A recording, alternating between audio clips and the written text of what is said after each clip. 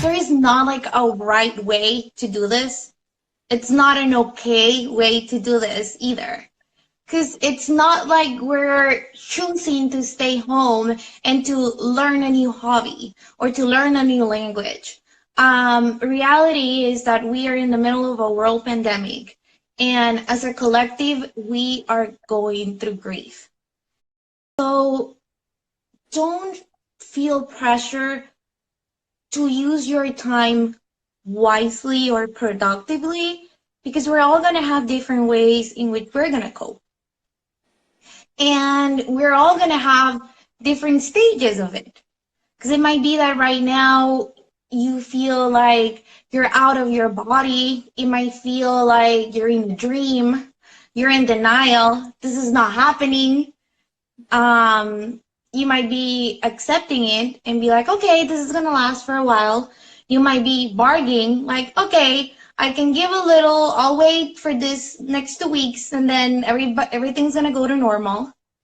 And it might be that right now you are trying to find meaning, which is the sixth stage of grief.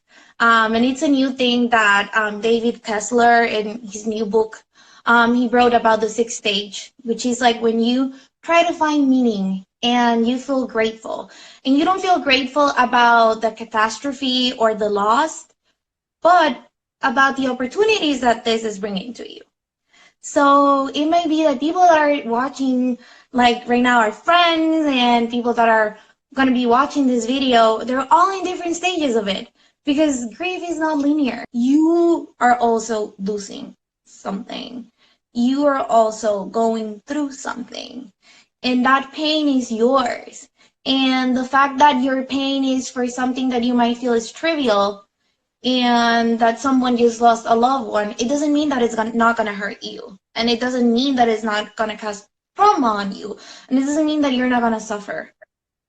So naming the feeling, feeling the feeling, that's the best way you can deal with it. Because trying to negate our feelings, trying to be like, well, I have food on my table, I have a roof, my family's okay, I'm doing fine, I can do yoga in the mornings, and I can still do all these things, I still have my job, I'm still healthy.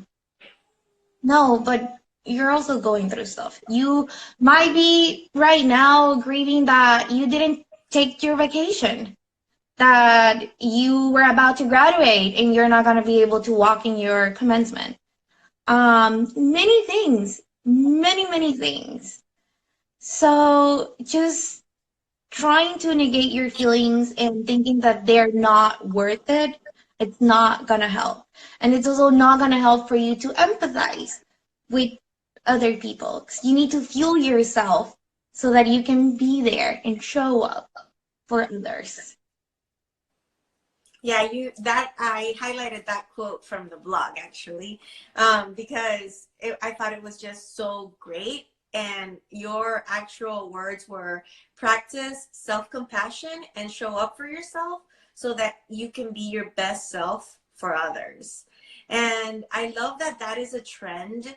I feel like very recent trend where we are finally allowing each other to be vulnerable. And this idea, this movement of loving yourself, practicing self-love, self-compassion, and in turn treating others with that same self-love, with that same love and that same compassion.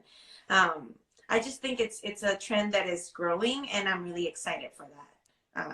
So